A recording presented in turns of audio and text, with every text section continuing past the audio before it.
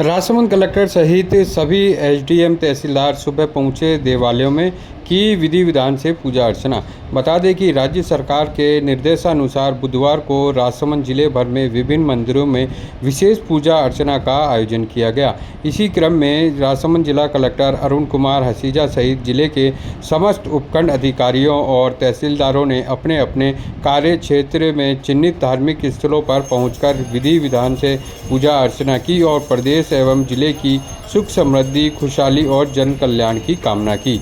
बता दें कि जिला मुख्यालय पर राजनगर स्थित प्रभु श्री चारभुजा नाथ जी मंदिर बड़ापाड़ा में जिला कलेक्टर अरुण कुमार हसीजा ने श्रद्धापूर्वक पूजा अर्चना कर प्रदेशवासियों के सुखद एवं मंगलमय जीवन की प्रार्थना की।